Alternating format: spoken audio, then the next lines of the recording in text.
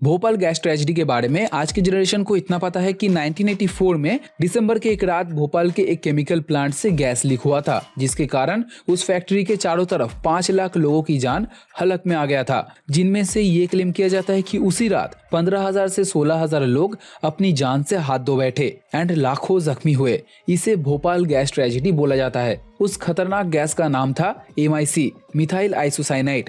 अब ये तो हमें पता है ऊपर ऊपर से, उन लोगों के ऊपर क्या बीती होगी, क्या सिचुएशन रहा होगा उस पर्टिकुलर टाइम पे, ये हम अंदाजा भी नहीं लगा सकते। इस ट्रेजेडी के ऊपर कई आर्टिकल्स हैं, कई कॉन्स्पिरेसी है, जिसे पढ़ने के बाद तुमको ये जरूर लगेगा कि ये इंसिडेंट इतिहास के किसी बड़े हादसों में से एक है। अब ये सब सुनी सुनाई बातें, देखी दिखाई तस्वीरें देखकर तुम्हें अंदाजा तो होगा, लेकिन उस दहशत भरे मंजर का खौफ तुम्हें समझ में नहीं आएगा, जिसे और भी भयंकर तरीके से पोर्ट्रे किया गया है द रेलवे मैन सीरीज में। ये कहानी इंस्पायर्ड बाय ट्रू इवेंट्स के ऊपर बेस है, मतलब एक्चुअल जो इंसिडेंट हुआ था उसके साथ कई और चीजों को जोड़ जाड़ के तोड़ मरोड़ के उसे अपनी तरह से उसी पटभूमिका के ऊपर इसे बनाया गया है। तो इस सीरीज के अंदर सभी घटना या बातें एकदम से असली नहीं होगा। अब ऐसा बोलने का रीजन ये है कि इंस्पायर्ड बाय ट्रू इवेंट्स होने के बावजूद किसी भी एंगल से ये ओवर ड्रामाटाइज्ड या फेक नहीं लगता। हर तरीके से भाई बिलीवेबल लगता है। सबका acting, performance, plot sequence, emotion, feelings, क्या क्या तारीफ करूं मैं इसका। लोग क्यों ऐसी चीजों को लेकर बात नहीं करते, पता नहीं क्या एजेंडा होगा उन लोगों का। लेकिन ऑनेस्टली इस सीरीज को देखना टाइम पास तो नहीं होगा। द रेलवे मैन ये सीरीज पर्टिकुलर भोपाल स्टेशन की कहानी नहीं बताती, ये अलग अलग लोगों की कहानी है जिन्हें ये स्टेशन जोड़ता है। एक रिपोर्टर से लेकर एक स्टेशन मास्टर, एक डकैत से लेकर एक हवलदार, सबकी कहानी उस रात यही स्टेशन होकर गुजरी थी। अब इस सीरीज की खूबियों को लेकर बात करते हैं। नंबर 1, सबका एक्टिंग। जो मेन कैरेक्टर थे इस सीरीज में, के मेमन, मुन्ना भैया यानी दिव्येंदु, बबिल खान, आर माधवन, सबका परफॉर्मेंस वॉज सुपर्ब। सच बता रहा हूँ, तुम इन लोगों की जगह किसी और को इमेजिन ही नहीं कर सकते। खास करके के मेमन के रोल में पूरे सीरीज में जो लड़ाई किया है उन्होंने, चाहे वो अपनी जिंदगी के साथ हो या किसी और के जिंदगी के लिए, स्टेशन मास्टर के रोल में एकदम घुस गए थे।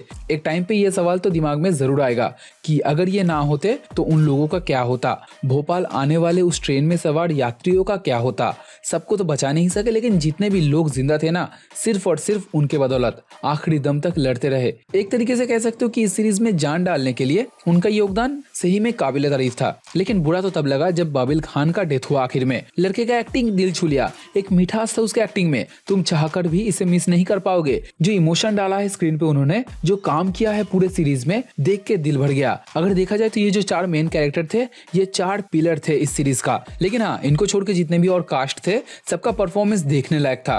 किसी ने इतना सा भी ढील नहीं दिया, जिसके लिए पूरा सीरीज अच्छा लगता है तुमको। जहां जहां पर स्टोरी मेन कैरेक्टर से हटता है, वहां पर ये कमजोर नहीं लगता। इसके बाद कैमरा सीक्वेंस, कलर ग्रेडिंग से सीन का जो माहौल बनाता है विद साउंड इफेक्ट, तुम इसमें खो जाओगे। सीरीज के स्टार्टिंग में एक नाइटमेयर सीन दिखाया जाता है ट्रेन एक्सीडेंट का। ये सीन स्टेशन मास्टर के पास्ट लाइफ से जुड़ा हुआ था। एक जमाने में वो कभी टीटी हुआ करते थे एंड तब उनके लाइफ में एक हादसा हुआ था, जिससे उनको जो सदमा लगा उससे वो आज तक उभर नहीं पाए। अब अचानक से जब नाइटमेयर स्टार्ट होता है तो वहां पर कैमरा पहले ट्रेन के बाहर से पूरे सीन का एक आइडिया देता है, धीरे धीरे ट्रेन के ऊपर जूम करते हुए। फिर अचानक सीन कट होकर कैमरा चला जाता है ट्रेन कंपार्टमेंट के अंदर एंड वहां का जो सिचुएशन दिखाया जाता है, कुछ लोग मरे पड़े थे, कुछ लोग तड़प रहे थे, कुछ लोग आखिरी सांसें गिन रहे थे।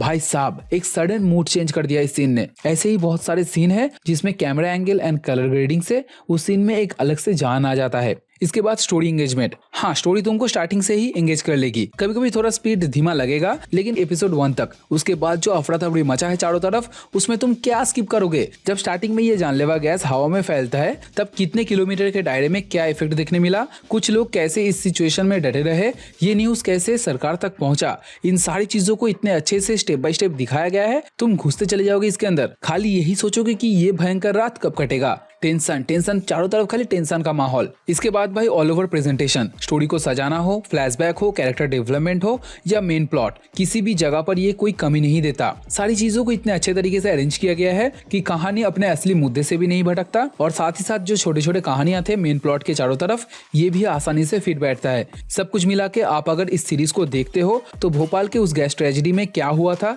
ये बहुत हद तक क्लियर हो जाएगा। चीजों को ज्यादा कॉम्प्लिकेट नहीं किया गया, ना ही एडल्ट है, तो सबको इसे से देख सकते हो। हाँ, थोड़ा डार्क होगा सीरीज, लेकिन इसमें कोई परेशानी नहीं। और अगर आपने देख लिया है तो आपको कैसा लगा ये मुझे कमेंट करके जरूर बताना। एंड सॉरी भाई लोग, ये सब वीडियोस मैंने टाइम पे नहीं डाल पाया, शेड्यूल खराब हो गया था। 2 हफ्तों से शादी वाड़ी का इन्विटेशन था तो थोड़ा वहीं पे बिजी हो गया था। लेकिन अभी भाई वापस से काम करना है, तो फोकस भी फोकस। वीडियो पसंद आए तो लाइक करते हुए जाना। एम करते हैं 5 लाइक का, बस 5 लाइक कर देना।